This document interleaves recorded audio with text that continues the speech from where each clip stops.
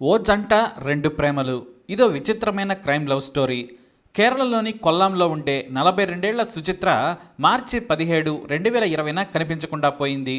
సుచిత్ర కొల్లాంలోని పేరున్న బ్యూటీ పార్లర్లో బ్యూటీషియన్గా పనిచేస్తుంది. ఆమె కోసమే ఎంతోమంది కస్టమర్లు వస్తూ ఉంటారు. మంచి బ్యూటీషియన్గా సుచిత్రకు పేరు. కానీ తన తండ్రి ఆరోగ్యం బాగాలేదు, మా నాన్నను చూసుకోవాలి, నేను అలప్పులా వెళ్తున్నానని 3 రోజులు లీవ్ కోరింది.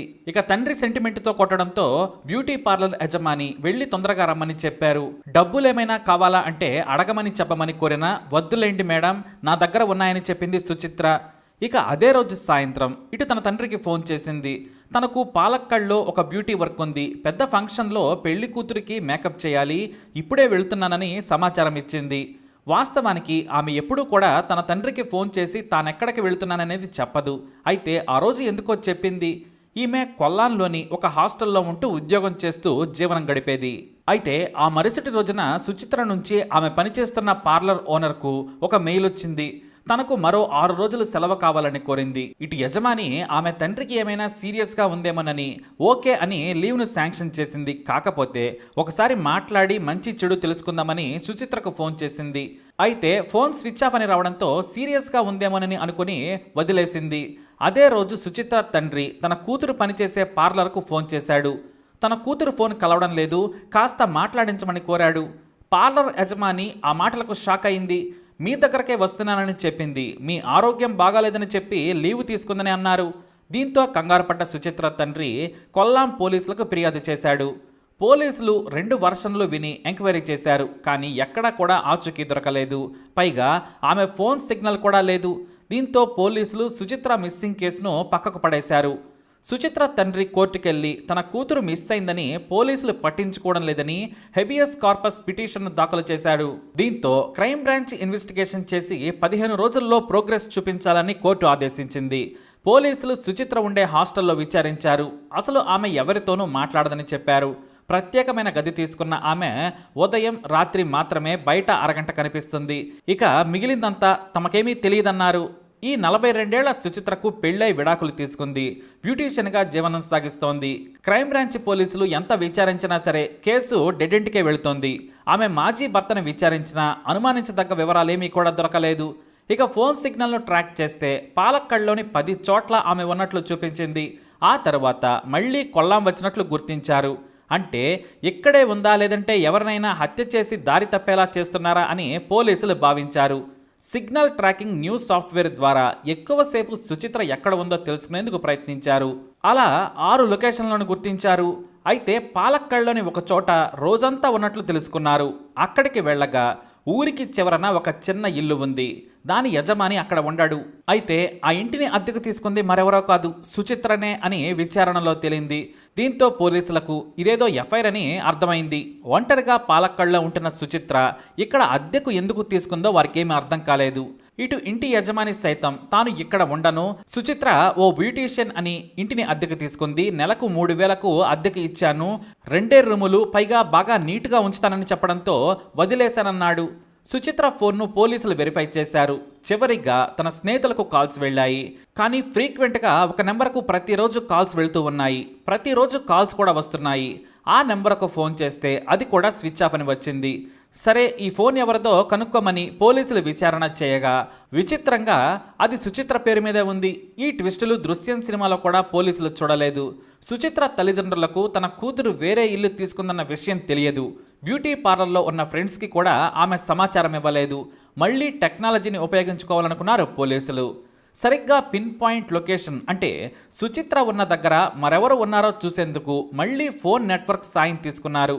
అంటే అదే ఇంట్లో కానీ అతి దగ్గరగా కానీ వేరే సెల్లు ఉన్నాయేమోనని వెతికారు. అలా వెతకగా అదే ఇంట్లో అదే లొకేషన్లో ఓ నెంబర్ దొరికింది. ఆ నెంబర్ ఎవరిది అంటే అతని పేరు ప్రశాంత్. అతన్ని అదుపులోకి తీసుకొని విచారించారు పోలీసులు. ముందేమో అసలు ఆ అమ్మాయి ఎవరో నాకు తెలియదన్నాడు. అయితే ఫేస్బుక్లో ఇద్దరు చాట్ చేసుకున్నట్లు గుర్తించి ప్రశాంత్ను నిలదీయడంతో అసలు విషయం చెప్పాడు. ఇంతకీ సుచిత్ర ఏమైనట్టు అని అడగగా హత్య చేశానన్నాడు ప్రశాంత్. ఈ హత్య వెనుక మరో కథ ఉంది. ఈ ప్రశాంత్కు పెళ్ళై కొడుకున్నాడు. ఇతను కొల్లాంలో ఉంటాడు. ప్రశాంత్ ఓ మ్యూజిక్ టీచర్. పాలక్కడ్లో ఒంటరిగా ఉండేవాడు. భార్యను కొల్లాంలో ఉంచేవాడు. అయితే తన కొడుకుకు నామకరణం చేసేందుకు బంధువులందరినీ పిలిచి పెద్ద ఫంక్షన్ చేశాడు. ఆ ఫంక్షన్కు సుచిత్ర కూడా వెళ్ళింది. ప్రశాంత్ భార్యకు దగ్గరి బంధువు ఈ సుచిత్ర. అక్కడే వీరి చూపులు కలిశాయి. ప్రశాంత్ గ్లామర్తో పాటు మంచితనం కూడా ఆమెకు నచ్చింది. తన భార్యను పువ్వుల్లో పెట్టుకుని చూసుకుంటున్నాడు. ఆమెకు ఒక్కసారిగా తన భర్త గుర్తొచ్చాడు. తాగి వచ్చి కొట్టడం, డబ్బుల కోసం హింసించడం చేసేవాడు ఆమె భర్త. దీంతో అతనికి విడాకులు ఇచ్చి ఒంటరిగా ఉంటోంది. దాదాపు ఆమె 5 ఏళ్లుగా ఒంటరిగా ఉంటున్నా సరే సుచిత్రకు ఎవరూ నచ్చలేదు. కానీ ప్రశాంత్ ఆమెకు నచ్చాడు. ఆమె చూపులు ప్రశాంత్కు తగిలాయి. తనను ఇష్టపడుతుందని ప్రశాంత్కు కూడా అర్థమైంది. ఇంట్లో ఎటు వెళుతున్నా సుచిత్ర చూపులు అతని వెంటే తిరుగుతున్నాయి. దీంతో చనువు తీసుకొని ప్రశాంతే మాట్లాడేశాడు. సుచిత్ర కూడా నేను బ్యూటీషియన్ అని చెప్పింది. ఎక్కడే ఉంటానని కూడా చెప్పింది సుచిత్ర. అయితే టచ్లో ఉందాం, మీ నంబర్ ఇస్తారా అని అడిగాడు ప్రశాంత్. మీరడిగితే ఇవ్వనా అంటూ రొమాంటిక్ డైలాగ్ కొట్టి తన ఫోన్ నెంబర్ ఇచ్చింది. ఇద్దరు ఫోన్లో టచ్లో ఉండేవారు. సుచిత్రకు ప్రశాంత్ కావాలి. ప్రశాంత్కు సుచిత్రతో ఎంజాయ్ చేయాలనే కోరిక పుట్టింది. వాస్తవానికి సుచిత్రనే అతన్ని ఫ్లాట్ చేసిందని చెప్పవచ్చు. ప్రశాంత్ మర్చిపోయినా సరే మెసేజ్లు పెట్టేది. ఇక ఆ తర్వాత ప్రశాంత్ కూడా తన వెంట అందమైన సుచిత్ర వెంట పడుతుంటే ఎందుకు కాదనుకోవాలనుకున్నాడు. వెంటనే తాను పనిచేసే చోట పాలక్కడ్లోనే సుచిత్రతో ఇంటిని అద్దెకు తీసుకోవాలని చెప్పాడు. తాను ఉంటున్న చోట తన భార్య ఎవరో అందరికీ తెలుసు. నువ్వే అద్దెకు తీసుకోమని చెప్పడంతో ఆమె తన స్నేహితురాలి సాయంతో పాలక్కడ్లోని ఊరి చివరన అందమైన చిన్న ఇంటిని అద్దెకు తీసుకుంది. ఇక మరో చోట తన గదిని ఖాళీ చేసి అక్కడికి వచ్చాడు ప్రశాంత్. ఆ ఇంటికి రెంట్ను ఇద్దరూ చెల్లించేవారు. కానీ కేవలం వీకెండ్లో మాత్రమే సుచిత్ర వచ్చేది. ఆమెకు సెలవులు తక్కువగా దొరికేవి. దీంతో శనివారం సాయంత్రం పాలక్కడ్కు వచ్చి ప్రశాంత్తో గడిపేది. ఆ మరునాడు ప్రశాంత్ బైక్పై కొల్లాం వెళ్లేది.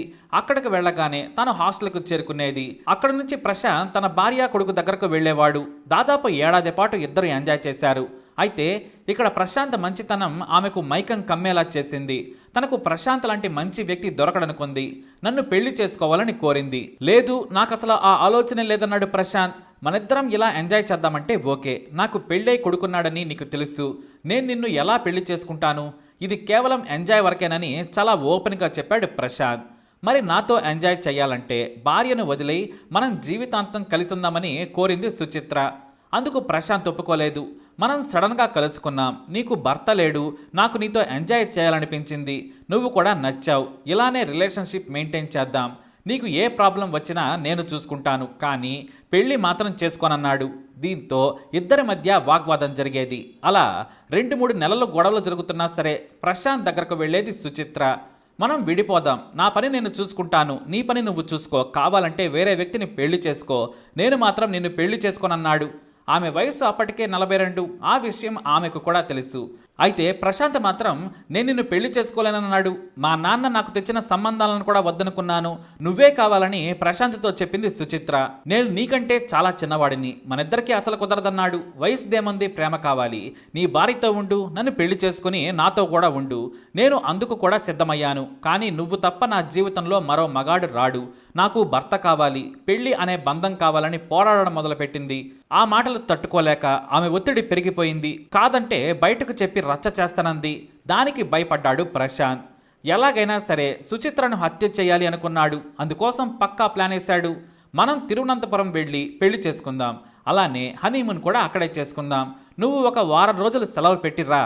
నేను కూడా మ్యూజిక్ స్కూల్లో చెబుతానని చెప్పాడు. కానీ ఎట్టి పరిస్థితులలో మన విషయం నువ్వు మీ తండ్రికి కానీ నువ్వు పనిచేసే చోట కానీ చెప్పొద్దు. ఎవరికి తెలిసినా చివరకు నా భార్యకు తెలుస్తుంది. అదే జరిగితే నిన్ను నిర్దాక్షిణ్యంగా వదిలేస్తానని భయపెట్టాడు. దీంతో సరేనని అతను చెప్పినట్లుగానే చేసి మార్చి 17న బట్టలు సర్దుకొని సెలవు తీసుకుని పాలక్కడ్ వెళ్ళింది సుచిత్ర. అదే రోజు రాత్రి ఆమెను ఉరేసి చంపేశాడు ప్రశాంత్. ఆ తర్వాత ఇంటికి ఆనుకొని ఉన్న గోడ పక్కన గొయ్యి తవ్వి మృతదేహాన్ని అందులో పడేశాడు. ఆ తర్వాత ఫోన్ను తనతో పాటు ఉంచుకొని అటు ఇటు తిరిగి చివరకు కొల్లాంలోని ఒక మురికి కాలువలో విసిరేశాడు. ఇక ఇల్లు ఖాళీ చేసి మొత్తం సర్దుకొని వేరే చోటకు వెళ్ళిపోయాడు. అలా ఒకసారి ఇంటికి వచ్చిన సుచిత్ర తనకు నచ్చాడని, అందంగా ఉన్నాడని తనకంటే 14 ఏళ్లు చిన్నవాడైన ప్రశాంత్ను వెంటాడి మరీ బుట్టలో వేసుకుంది. కానీ అతనితోనే జీవితాంతం గడపాలనుకుంది. చివరికి ఇష్టపడ్డ మగాడి చేతిలోనే ప్రాణాలు విడిచింది సుచిత్ర. కామ కోరికతో భార్యా పిల్లలను గాలికి వదిలేసి ప్రస్తుతానికి జైల్లో గలుపుతున్నాడు ప్రశాంత్. మరి ఇలాంటి ఇన్ఫర్మేషన్స్ కోసం వీడియోని లైక్ చేయండి, షేర్ చేయండి, మా ఛానల్ని సబ్స్క్రైబ్ చేసుకోండి.